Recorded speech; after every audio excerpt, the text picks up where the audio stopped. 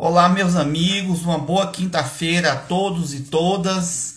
É uma satisfação enorme a gente estar aqui. Primeiro, agradecer vocês pelo carinho, pela receptividade de todas as quintas-feiras a gente está junto. E hoje nós temos um bate-papo muito especial, com uma liderança religiosa fantástica, uma amiga que eu tenho desde a infância, de muito tempo, a companheira de batalha, uma mulher que tem uma vida dedicada de amor ao próximo, a Mãe Rosa de Oxum. E aí a gente já fez os ajustes aqui, estou esperando só ela mandar um tchauzinho para mim. Vou convidá-la para ela entrar no nosso vídeo ao vivo. E o tema nosso hoje é a militância. A militância no terreiro do Candomblé. Como é que esses dois espaços convivem harmoniosamente? Então, é com uma satisfação enorme, na nossa quinta-feira, a Mãe Rosa de Oxum. Seja muito bem-vinda, Mãe Rosa. Olá, Mãe Rosa, está com a gente. Minha irmã, é uma alegria enorme falar com a senhora em um contexto tão difícil como esse que nós vivemos atualmente. A senhora que é uma militante, que tem muito a nos dizer nessa noite. Então, fique aberta para as suas considerações iniciais, Mãe Rosa. Fique à vontade para o seu boa noite, a sua saudação, a sua bênção. Enfim, para o seu boa noite. Boa noite a todas e a todos. Mutumbá, Colofé, meu mucuyu e a bênção. Mãe Rosa, É, primeiro, quem é Mãe Rosa de Oxum? Vamos saber primeiro quem é Mãe Rosa de Oxum. Da onde é, como é que Mãe Rosa surgiu, qual é a história de Mãe Rosa de Oxum? eu sou Rosilene Santana, conhecida mais como Mãe Rosa de Oxum. É, não, primeiro eu me ingressei na religião de matriz africana através da Umbanda. Quando eu tinha 6 meses de nascida, foi quando a minha mãe precisou me levar para um pai de santo de Umbanda. Um morador de Vitória da Conquista, também que já se foi. Ele era uma pessoa que tinha uma deficiência e ele atendia as pessoas na cama. Então eu tinha 6 meses de nascida.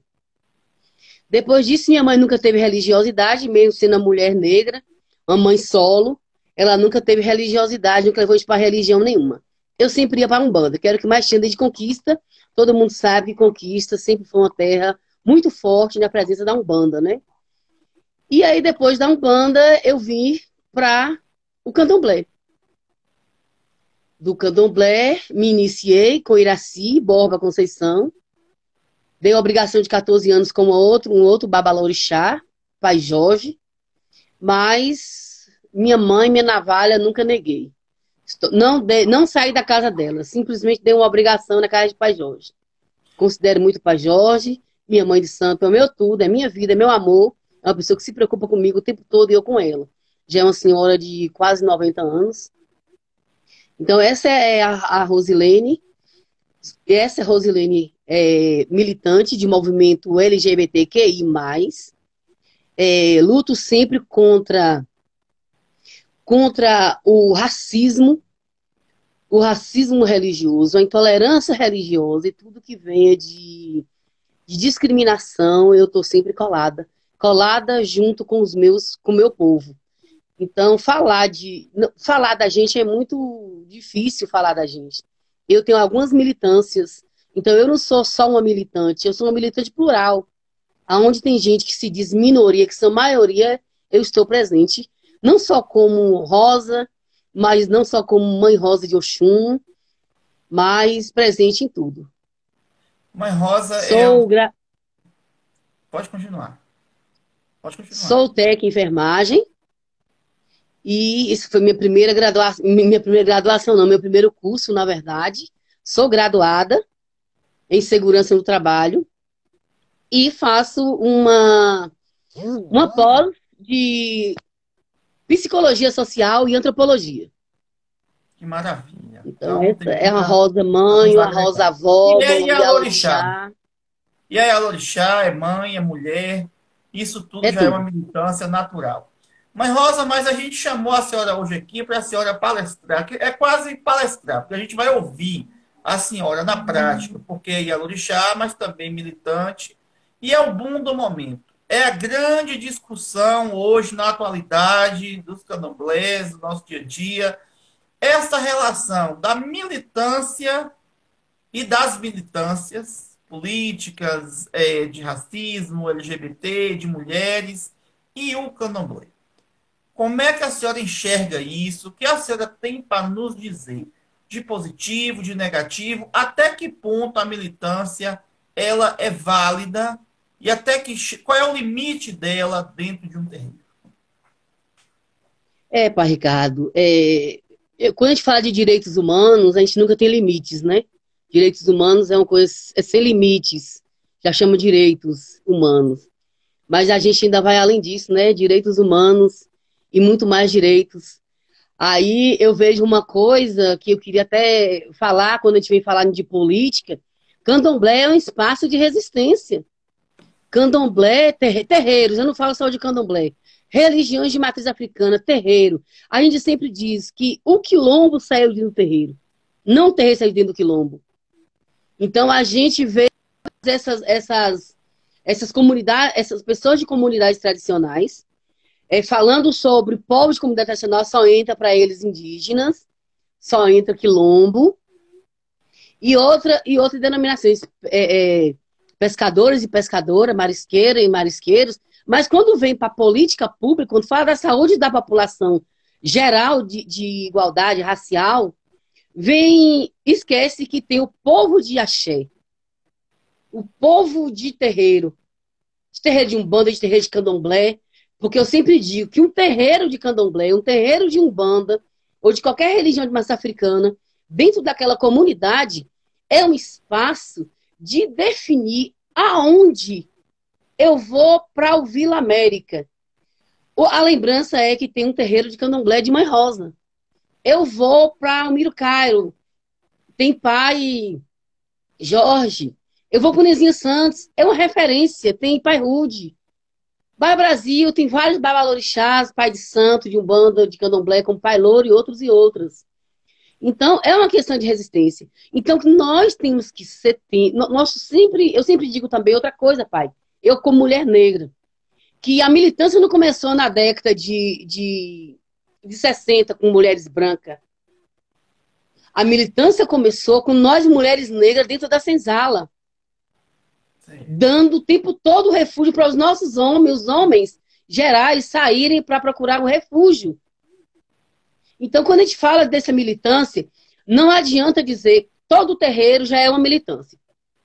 Tem um terreiro ali, é uma militância. Porque sempre você está assim, sofrendo agressões verbais, piadinhas, que não são piadinhas, é racismo religioso mesmo. Então, nós somos um terreiro, nós somos resistentes.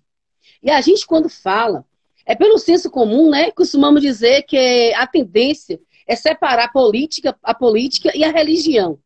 Pode até separar qualquer uma outra religiosidade. Agora, a nossa, de matriz africana, não pode ser separada. Porque foi através da nossa militância que nós conseguimos políticas públicas. Então, eu não sou político, somos políticos o tempo todo. Sim, pai. Sim. Eu vou lhe contar um exemplo que eu tive aqui essas semanas. Uma senhora negra, militante, veio se consultar comigo, conversou e tal. E eu fiquei chocado, porque ela disse que ela não aceitava ser filha de santo de um homem. E se fosse um homem branco, ela, como mulher negra, jamais bateria a cabeça para um homem branco. Porque isso era um pensamento colonial, que nós precisamos ser descoloniais, que temos que rever esse negócio de candomblé tomar benção, bater cabeça no chão, a hierarquia, isso é opressão, isso tem que acabar, porque as mulheres negras, os jovens negros estão sendo oprimidos no terreiro. Recebi também um convite de um grupo de terapia para jovens negros que estão sendo oprimidos nos terreiros. Como é que a senhora vê isso, mãe Rosa? Pai Ricardo, eu como mulher negra, quilombola, mulher de axé, mulher lésbica, a gente dentro do candomblé, eu sempre vejo isso, a gente não tem essa sexualidade definida. Nós temos mulheres e temos homens. E ali, isso não quer dizer que eu bater cabeça para o senhor sendo homem, e eu como mulher negra, mesmo sendo mais velha, e um homem branco, isso não vai, quer dizer que não vai dizer que a minha militância, minha luta de mulher feminista vai acabar naquele momento, de forma alguma, porque o feminismo ele não veio para separar. Ele veio para a gente trabalharmos juntos, homens e mulheres. A gente quer direitos, direitos iguais. Então, eu vejo isso aí, opressão dentro do terreiro, pelo menos os terreiros que eu já fui, que eu vou o tempo todo, e na nossa casa não tem opressão. Nós temos hierarquia que deve ser seguida, como nas primeiras princesas que chegaram no Brasil e fundaram os terreiros de candomblé. Então, eu como militante, eu não vejo o porquê não bater a cabeça para um homem e branco, e ele sendo de axé. Porque se ele está ali em uma cadeira mais alta do que a minha, é porque ele foi escolhido pelo orixá. É ancestralidade. Ali não está um homem branco. Ali não está um homem e branco. Ali está um sacerdote. Ali está um homem que foi escolhido pelo orixá. Muito boa sua colocação.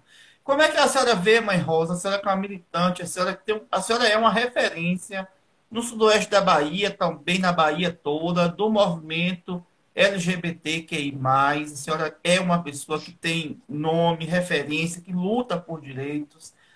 Como é que a senhora enxerga a questão da transexualidade e do travestismo dentro dos terreiros? Como é que a gente costura isso, Mãe Rosa?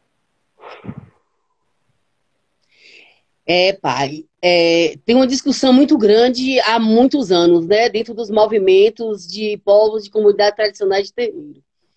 Eu, como Rosa, eu aceitaria muito bem uma mulher trans na minha casa, vestida de mulher. E um homem também trans vestido de homem. Eu, como Rosa. Mas aí vem eu como Yala Orixá. Aí é Rosa lésbica, do movimento LGBT, do movimento de... Mas aí vem nossa ancestralidade, que já se foi, que criou essa resistência. Que é dizer que trans ou travesti não veste roupa de mulher dentro do terreiro. É muito polêmica e eu mesmo não gostaria muito de entrar nesse detalhe, porque o terreiro de candomblé é um lugar de inclusão. Sim, essa, mas o nosso objetivo hoje justamente é tentar entender, porque a vestimenta é o menor detalhe. E eu estou falando de funções femininas e masculinas no terreiro. Isso. Eu também tenho o mesmo pensamento da senhora, a inclusão de todos. Aí eu fico pensando, como seria na Casa Branca uma travesti, uma transexual entrar na roda das baianas, com manitinha, com mantieta, com todas, né, nossas abás que tínhamos. E eu fico pensando, será que uma travesti, uma transexual, ela vai bater egé, ela vai exercer funções femininas do terreiro, da mesma forma que um transexual masculino vai exercer funções masculinas do homem no terreiro, como a participação do Egum, no culto de Egum, e outras coisas mais. Mas aí também a gente tem esse dilema de não excluir as pessoas, de não feri-las, porque são pessoas que já vêm de um contexto de vida muito difícil. De exclusão. E o terreiro realmente não pode ser um local de exclusão. Só que a gente fica neste caminho sem entender. Eu acho uma postura agressiva, por exemplo, você obrigar uma pessoa transexual masculina que ela vista uma saia, que ela se identifique como homem, porque a sociedade toda diz que ela se mostrou ao mundo como um homem, mas no candomblé ela vai ser o sexo biológico, que seria o feminino. Vamos explanar um pouco sobre isso, Mãe Rosa. Sim, pai Ricardo. É muito difícil falar do outro, né? Que a gente não está na pele do outro, né? A gente não está na mente do outro. Mas quando a gente fala da nossa religiosidade de matriz africana, não ser dividida política e religião, que a gente trabalha sim o sagrado, mas também nós somos políticos e assim, muitos de nós políticos partidários. Sim. E a maioria de nós, assim, 99% de movimento de esquerda. Sim, então, sim. Como a gente vê, hoje o LGBT, que é racismo, até enquadrar em alguma lei, né? Se a gente trabalha a Lei 10.639, que não é trabalhada nas escolas, que é uma inclusão, que é uma exclusão. Nós somos povos de axé que somos excluídos. E nós vamos excluir o meu, a minha irmã, só porque ela veste uma roupa diferente da minha? Eu vou dizer assim, no terreiro de Oxum. Eu posso muito bem aceitar uma trans feminina ou um trans masculino muito bem na minha casa, vestido de homem ou de mulher. Mas separando o sagrado. Perante a sociedade, ele ou ela é tal, e Então, meu sagrado é uma outra coisa.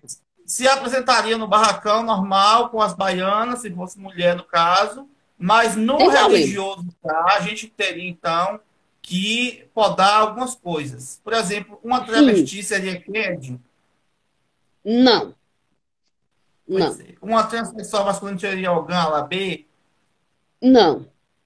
A gente pergunta isso para as pessoas que têm a casa de candomblé aberta, por quê? Tem muita gente, sabe, Maria Rosa, formulando, confabulando, que sabe tudo, que enfrenta todo mundo, mas não tem a porta aberta igual a senhora tem. Então a gente pergunta, é na prática. Eu vejo muita gente que defende tudo isso, mas na casa deles não tem ninguém. Nunca chegou um transexual, um travesti, para eles poderem dialogar. Para eles poderem ver como é na prática a obrigação. Na sua casa já chegou alguma, Rosa? Eu tenho um homem trans na minha casa.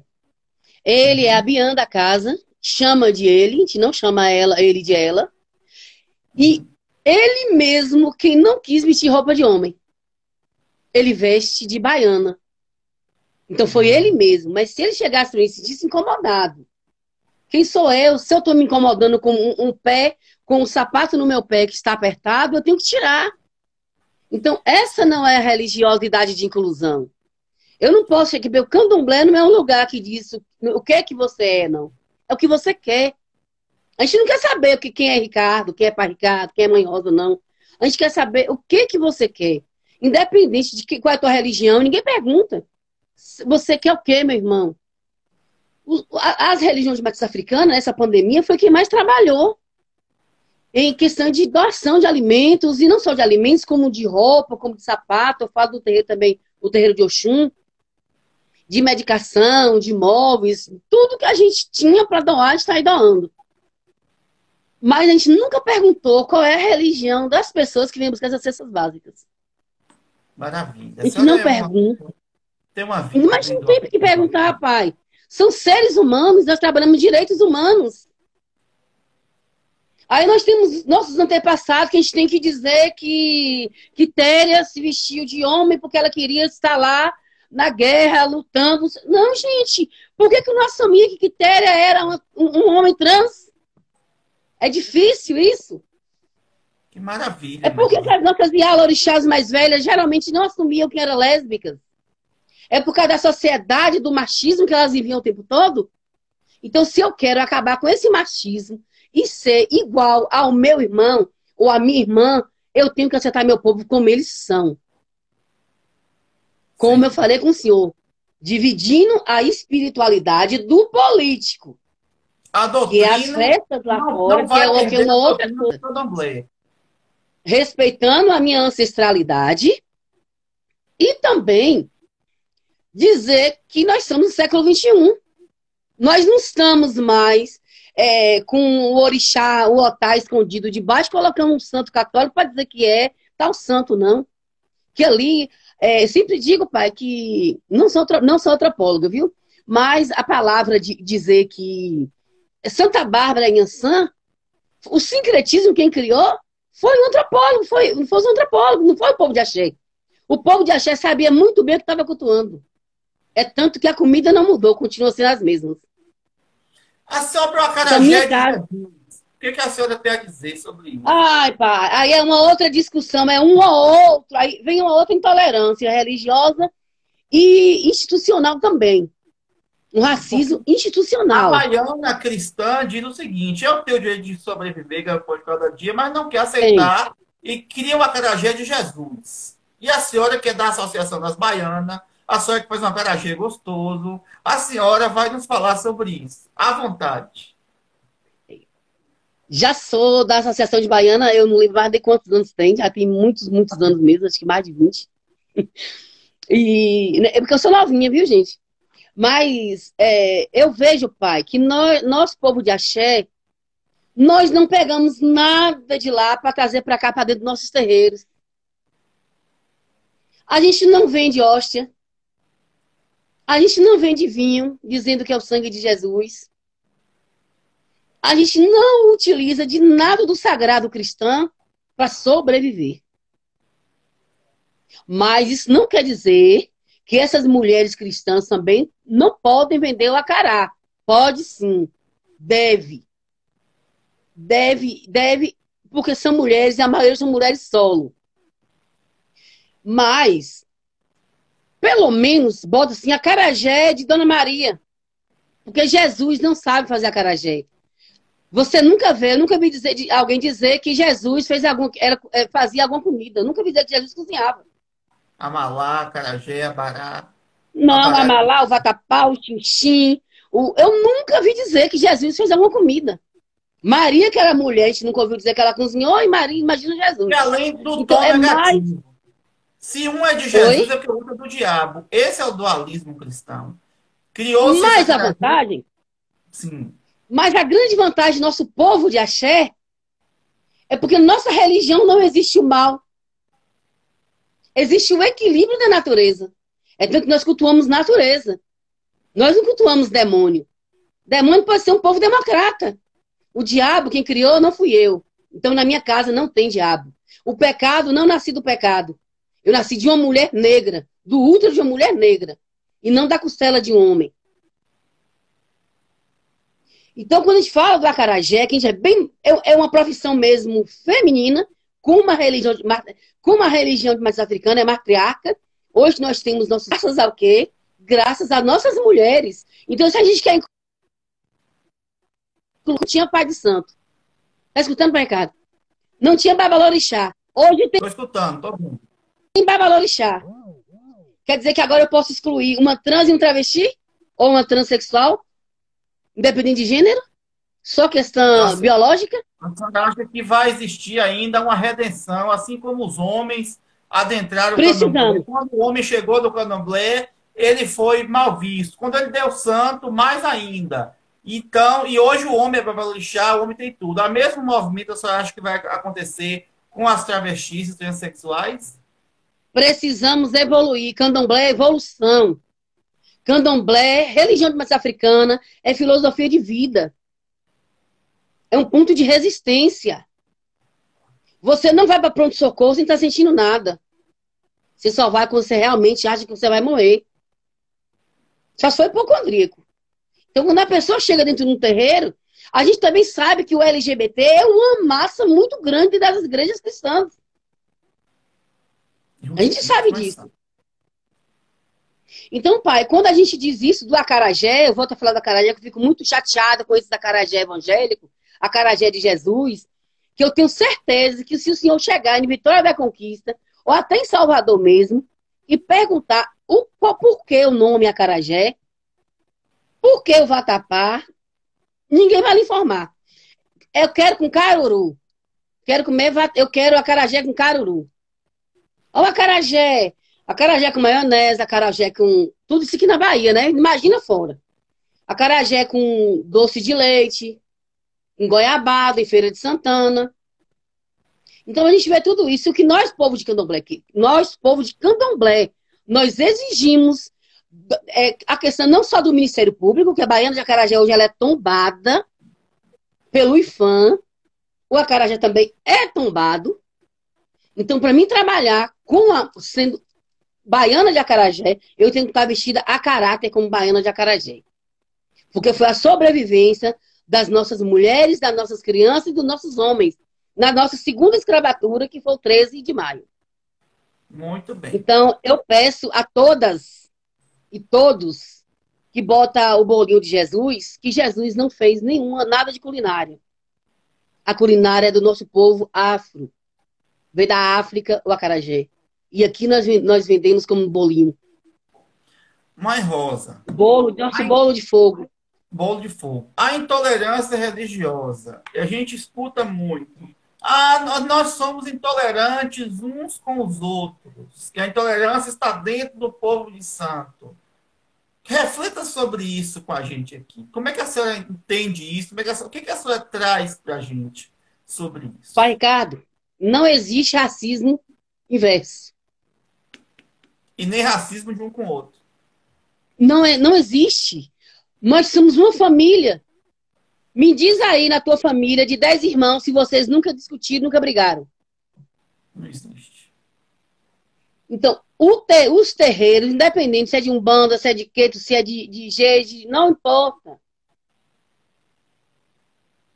Existe sim, nós temos nossa diversidade, que deve ser respeitada. Eu acho muito bem a fala da nossa ancestral, que é Macota Valdina. Ninguém faz errado, faz diferente. Então, Que a minha panela eu mexo assim, você mexe dessa forma. mas está certo. Se você tá bem naquela casa, fica. Qualquer lugar que você vai ter problema, independente de qual é a religiosidade, você vai ter problema no trabalho, a não ser que você fique numa ilha sozinho. Mas onde você for, você vai ter problema. Eu falo até demais que você é psicólogo, né? Sabe muito mesmo, mas eu falo questão da militância.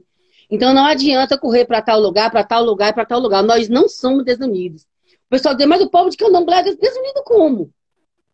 Se a gente toca, a casa tá cheia de pessoas de outro terreiro. A gente vai pro terreiro de Bairro, tá cheio, para Pai Jorge, tá todo mundo lá, todo mundo bebe, todo mundo come, todo mundo brinca, sai. Vai pra casa de Pai Léo de Otim, a mesma coisa, Pai Léo de Ogum, e assim por diante, vai pra Casa Branca, qualquer outro lugar, é a mesma coisa. Nós vamos ter problema em todos os lugares, em todos os terreiros, e em toda a comunidade que a gente vive. Eu vivo em uma comunidade, vai dizer que eu não tenho problema? Não, tem sim. Então, quando a gente fala assim, intolerância religiosa, nós não temos intolerância religiosa com a gente mesmo. Que é o racismo religioso. Que é crime. Mãe Rosa, Mas, a senhora está entrando em um ponto importante, que é o racismo religioso. Conta pra gente, conta para os que não sabem, a situação aí do racismo religioso no Vila América, que nada mais é do que o reflexo dos neopentecostais que estão tomando conta das periferias com suas milícias criminosas, com seu discurso de ódio, tentando sufocar os terreiros, as mulheres de terreiros, os homossexuais e todos os grupos vulneráveis que frequentam o terreiro de Candomblé. Rosa, só se sente à vontade para fazer o seu relato, para falar a respeito desse contexto tão difícil que enfrenta até hoje aí com o pastor, com o pessoal, que tenta, mas não consegue, porque o Oxum é maior. Exu é meu pai. Exu é a câmera da minha casa. Ele botou 3 câmeras lá pra filmar a gente, não sei pra quê, né? A gente não vai deixar fazer nossos rituais de forma alguma, eu tenho meu direito. E aqui eu não tenho câmera nenhuma, nem vou colocar. A minha câmera se chama Exu na minha porta. Botou câmera? É... Oi? Botou câmera? Ele botou. Olha pra igreja, pra Conta aí, casa dele, conta aí olhando do pra cá pro início. terreiro. Conta aí do início para as pessoas que estão acompanhando e que não sabem de quem nós estamos falando. Certo. Em 2019, eu fui gravemente atingida, gravemente, porque foi tapas no peito que eu recebi. Fui chamada de sapatão, macumbeira, que aqui é uma casinha de negrinhas, em que enquanto ele não estiver vivo, ele vai acabar com essa casa de negrinha, ântulos de negrinhas. Eu fiquei muito abalada, muito mesmo, porque eu achei que nunca isso ia acontecer comigo, até por ser uma das moradoras mais velhas daqui do bairro. Eu fundei esse bairro, ajudei a criar esse bairro, essa comunidade.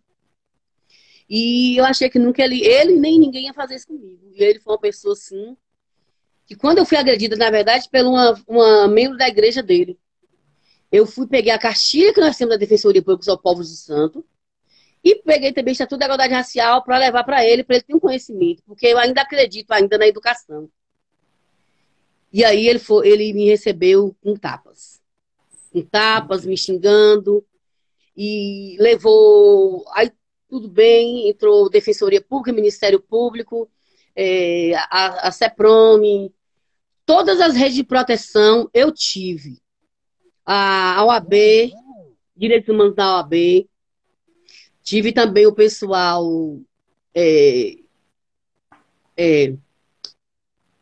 do Centro de Referência Nelson Mandela, que são pessoas que estão com a gente até hoje, e comigo. Funcionou e funcionou muito bem. Então, eu fui atendida. Tive alguns problemas quando cheguei na delegacia. Porque quando o advogado foi falar que LGBT mais fobia era crime, a delegada disse que não. Então, foi graças ao poder superior, que aquela hora eu chamo de Exu, que estava do meu lado, que ele estava do meu lado, e que uma advogada da OAB, de direitos humanos da OAB, que também tem uma filha trans, viu? Filha que começou com 12 anos de idade a transição e ela acompanha em tudo até hoje. Então, quando isso aconteceu, ela teve que procurar a lei para mostrar para a delegada que aquilo ali existia. A delegada disse, coloque, porque já está dizendo que existe. Olha para você ver mais um racismo institucional. Institucional. Somos institucional. Isso. Então, quando vi isso, eu fiquei muito mais abalada. Até hoje, eu não me recuperei, depois não. O Ministério Público também foi muito... no momento que estava eu e ele, os advogados, eles foram muito... A promotora, ela foi muito assim, sabe, taxativa, que o terreiro existe, que ali é uma resistência e que tinha que me respeitar. Só que eu esperava mais coisa do Ministério Público. Que era, no mínimo, ele fazer qualquer outra coisa, sei lá, coisa, mas não aquilo. Fizeram essa recomendação para ele não falar mais sobre a homossexualidade e nem sobre as religiões de matriz africana e nem mexer comigo. Só. Tenho tudo aqui, posso passar tudo para o senhor, nada escondido, posso jogar até na mídia. E não adiantou de racismo. A senhora viu uma dificuldade na qualificação do crime de racismo, né? Racismo religioso, racismo institucional, intolerância religiosa, LGBTfobia. A senhora vê que a dificuldade é na qualificação do crime, né? Eu não acho que é na qualificação. Eu acho que é um racismo, racismo mesmo. Porque para Ricardo, hoje todo mundo sabe de tudo. Não está atualizado. Como é que o senhor é um promotor público e não está atualizado, não está acontecendo nas leis? Se eu, como movimento social, tem nada de direito, sei. O pastor voltou a mexer com a senhora ali de novo, não foi? Você foi despachar uma obrigação. Isso foi dia 2 do mês passado. Até hoje eu não fui ouvida ainda. Vou ser ouvida dia 19. Olha o tempo. Já está no Ministério Público, já está em tudo. Onde eu já liguei, já está tudo lá, esperando só ela me chamar para mim dar meu depoimento. Então fica difícil isso para a gente. Só que eu não vou me calar. Porque quando acontece essa intolerância, esse racismo, essa LGBT mais fobia, esse machismo, sexismo, quando acontece isso comigo, com meus companheiros e companheiras, eu me sinto mais forte, porque eu sou de Oxum. Eu caio, mas eu viro cachoeira. E eu viro mais forte. Achei. Mãe Rosa, para quem não sabe também, é ouvidora da Defensoria Pública aqui do nosso município, tem um papel importantíssimo, que é de aproximar aí a Defensoria Pública dos grupos vulneráveis, porque quem faz a Defensoria Pública é pobre, quem não tem condição de pagar um advogado tão caro, e aí Mãe Rosa é uma porta aberta também para essa ajuda jurídica, uma pessoa idônea, uma pessoa que tem uma vida aí. A biografia de Mãe Rosa, Vitória da Conquista conhece, não tem nada para esconder, não tem gato no saco, é uma mulher limpa, decente, que muito nos orgulha, Mãe Rosa. Eu tenho muito orgulho de estar entrevistando a senhora e estar junto com a senhora com caminhada. A senhora é nota 10. Mãe Rosa, fala um pouco para as pessoas sobre a função social de um terreiro na comunidade. Porque tem gente que está assistindo e que vai assistir no nosso canal que não sabe qual é a função do terreiro. Pensa que terreiro é só bater tambor e receber espírito e fazer macumba. Qual é a função social que um terreiro deve ter? Pai Ricardo, como eu disse no início, né? Um terreiro de candomblé em um espaço dessa comunidade que eu vivo, que hoje, esse espaço que eu vi na América hoje, ele não é mais um lugar só de pobre. Nós estamos arrodeados de condomínios, de loja, de shopping, de tudo aqui. Mas ainda é a referência. É uma referência. Um terreiro de candomblé, nós temos psicólogos, nós temos jurídicos, nós temos médicos, nós temos tudo, porque nós somos tudo isso. Nós aprendemos a ser isso. Porque hoje nós temos o senhor qualificado como psicólogo, mas imagina, pelo menos há 50 anos atrás, e tinha um homem de candomblé sendo psicólogo de curso superior. Impossível. Muito difícil. Eu faço 50 anos, que é a minha idade lá de cá, que eu tenho 45. Então, candomblé, os terreiros são ali resistência. Aonde come um, come dois.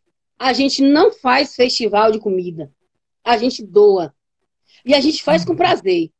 Porque nossa religião, ela, como eu falei no início, não separa a política da religiosidade. Nós separamos o sagrado da política. Que ali é nosso. Mas quando a gente termina as nossas festas a olho do povo, do público, nós estamos ali no fundo do terreiro, ensinando o nosso povo como se comportar na rua, mas não como a sociedade quer. É como nós somos. Porque a gente vê hoje o Iaô que não quer mais botar de Iaô, não quer mais sair de Iaô porque é de branco, tem medo de morrer. Eu sei disso. Mas tem que vestir, tem que sair pra rua para dizer que eu existo. Que eu estou aqui. Mas tem medo mesmo, pai, porque eles vieram para matar. Eles não estão brincando que eles estão aqui de racismo para pensar na sua cara, não. Eles vieram para querer botar fogo, para botar fogo no pai de santo dentro de terreiro, para bater em criança. Já sabe que isso está acontecendo. Isso a mídia não mostra. Você não vê isso no Jornal Nacional. Isso é nós que ficamos sabendo, que nós somos comunicação. Nós somos Exu. E Exu deixa que tudo aconteça com a gente, que a gente ouve ver tudo isso. Então, ali é um lugar de assistência, não de assistencialismo. Nós somos do espiritual ao carnal. Tanto comida, dormida, que a gente não chega alguém naquela, a gente não exclui, a gente bota para dormir. Aonde come um, come do mesma comida o outro. Na minha casa é desse jeito. Então, nós não fazemos festiva. Nós somos autossuficientes. Nós somos autossuficientes. Nós não temos rádio, nós não temos programa de televisão. E nós não somos minoria. Nós somos maioria. Por quê?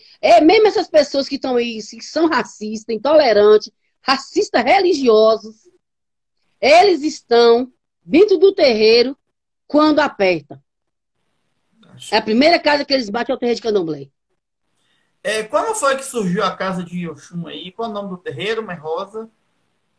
Ele Axé, Obalmin. Foi em que ano que surgiu? Surgiu há 4 anos atrás. Na verdade, assim, que eu abri para fora, né? Do lado de cá. Mas aqui a função aqui dentro, eu já iniciava algum Iaô com minha mãe de santo. Uhum. Eu tenho um cargo lá também de Alaxé na casa. Tem um irmão também, Rude, que eu não posso deixar de deixar ele, porque ele também foi um espelho para mim. Aprendi muito com ele. Então, os primeiros Iaôs de Rude, primeiros Ogã, Eked, tudo, eu tava colada com ele, a gente raspou, sabe? Foi 2 Oxum ali. Então, os filhos de santo de Rude que eu raspei são meus filhos. Se alguém mexer, vai ter fuar. Então, quando eu vim de Salvador para cá, eu já vim com essa missão de abrir o terreiro. Minha mãe já tinha me dado esse cargo desde muito tempo. Mas eu não queria abrir, eu não queria ter esse compromisso como eu tenho agora. Em trabalhar, estudar, cuidar de casa. Eu sou serviços gerais. Eu sou Yalorixá, eu trabalho fora. Eu costuro, eu faço restelier, eu faço tudo. Eu sou doméstica, cuido da minha casa, cuido das minhas filhas, sou avó. Então, era muito trabalho para uma pessoa só. Mas eu fui convidada, olha para você ver como foi, para Ricardo. Eu estava dentro de um ônibus coletivo em Salvador, da Boca da Mata, vindo para Lapa. Aí chegou um cara e sentou do meu lado. Aí quando ele me viu com a minha conta, ele me pediu a benção, Iá. Aí eu troquei a benção com ele, não sabia quem ele era, mas eu troquei a benção com ele. Ele disse, olha, aí comecei a me bater papo, ele disse, olha, amanhã vai ter uma festa de Exu na casa de um pai de santo, lá, não me lembro mais onde era o bairro. Esqueci o nome do bairro, lá em Salvador. Eu fui com ele. Antes de eu chegar, o Exu veio me receber na porta. Me pegou pela mão e disse, volta para onde você estava e vai cuidar de seu povo. E aí cantou para mim, e eu chorei, dançou comigo. Então, esse Exu me clareou. Eu falei, eu preciso voltar. Mas como eu vou voltar? Não é fácil, pai. Eu olho e me arrepio quando eu falo, mas não é fácil. Porque a gente ia a orixás, baba orixás, nós somos psicólogos, nós somos professores, nós somos médicos, nós somos enfermeiros, nós somos tudo. Mas cadê o nosso psicólogo para ouvir a gente? Nós não temos quem ouve a gente. É Deus dos orixás. É só os orixás. Chega ali, deita, peça o Exu, bata a minha cabeça, peça o Exu, conversa com o Exu. É isso. Então, Vou fazer uma pergunta foi assim que... eu faço para todo mundo. Já pensou em fechar, em parar? Nunca. Nunca, Candomblé é né? resistência. Aqui vai passar de gente por gente. Eu vai continuar aqui. E Achei. eu não vou sair daqui. Oxum vai para um outro... A casa de Oxum vai ter um outro terreiro, que vai ser uma filial, uma extensão, que vai ser numa zona rural, onde tem água, tem mata, tem tudo. Mas aqui eu não vou fechar. Achei. Aqui vai ficar. Achei. Mãe Rosa. Eu até pensei, pai. Quando eu apanhei, eu pensei em desistir. Foi tanto que eu comprei um terreno longe daqui. Mas aí eu disse, não, eu sou de Oxum. Quem foi esse pai santo que botou terreiro, que nunca foi agredido? Pergunta um deles. Todos eles. Então, eu não vou desistir. Nenhum deles desistiu, também não vou desistir. É difícil ser filho de santo da Mãe Rosa? Não. É um terreiro Só quero uma coisa. mais rígido, é chato. Como é que é, Mãe Rosa? Não. Eu sou light com meus filhos. Eu tenho mais filhas, né? Que são mais mulheres. Eu respeito todos, eu trato como que eu tivesse parido do meu ventre, do meu útero. E não só do útero de Oxum. Mas tem hora que eu tenho que falar. Mas o meu falar é como eu estou falando com o senhor. Essa conversa, não tem discussão. A briga termina naquele momento. Qualquer coisa que acontecer, a gente senta e conversa. Quais são as principais festas da casa? Oi? As principais festas da casa. O caruru de beijo, que eu nunca vou deixar de fazer, porque não é de hoje. Desde a Umbanda, que eu sempre fiz o caruru. Não vou deixar de fazer de forma alguma. A festa de Oxum. E eu faço isso em junho ou julho, né? Um ano eu faço Ogum. Outro ano eu faço Xangô. Então são as principais festas que tem dentro do terreiro. São essas três. A gente está caminhando para o final da nossa entrevista, Mãe Rosa. E como é de praxe, a gente pede para todo mundo que vem aqui, se quiser se sentir confortável, ou canta uma cantiga, ou uma reza, porque quando a gente vai na igreja, ou quando a gente entrevista um pastor, um padre, qualquer sacerdote, ele finaliza com um cântico, com uma reza, com uma adoração ao sagrado. É só se sentir à vontade, fique à vontade para uma cantiga, uma reza, uma mensagem aí de amor para nosso povo. Pai, e olha que te esquece, viu? Que eu não tenho mais a cabeça igual a sua, não. Não, a minha tá cheia de coisa. Primeiro eu saldo Exu, Mutumbá Pai, que é o dia do seu orixá, dia do meu pai, da minha nação, que é Oxóssi. Eu acho que Oxóssi, né? A copa colodé colorisambo. A copa colodé colorisambo. Ode aloreo, aloreo, aloreo, piode. Ode alore, piode, pi. Ok. Oxóssi é meu pai, é meu tudo, é minha vida, é meu caminho, é tudo na minha vida. Os orixás, nenhum deles estão melhores que o outro. Amo minha vida, meus deuses. Eu sempre digo, pai, primeiro Deus, depois os orixás. Eu digo, não. Primeiro os orixás, que são meus deuses e minhas deusas. Então, fique à vontade agora para suas considerações finais aí. Se quiser mandar um recado, quiser convidar, quiser agradecer, a senhora fique à vontade aí. Primeiro eu quero agradecer a todos os orixás, os ancestrais, por estar aqui presente nesse momento. Achei que não ia nem conseguir.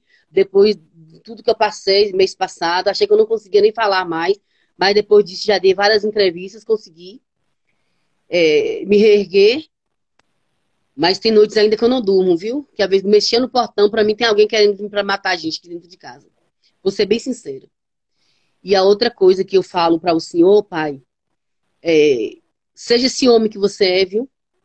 Axé. Joga duro, porque eu gosto da sua fala. Não faço muito comentário, não, para não dar ousadia. E eu queria agradecer todos e todas que estão presentes. Mutumbá, meus mais velhos, meus mais novos. Mucuyu, a bênção. E boa noite para quem é de boa noite.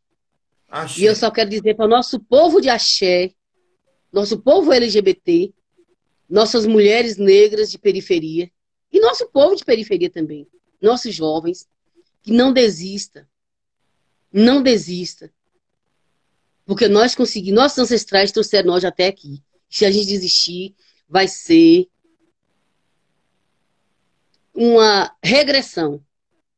E nós estamos aqui para ser evolução e não regredir. Tudo que eu peço é isso, e que os orixás, e que Oxóssi, que é o dia de Oxóssi, que Baraqueto cuida das nossas casas, das nossas vidas, dos nossos caminhos. E que o velho Abaloaê traga muita saúde para a humanidade. Axé.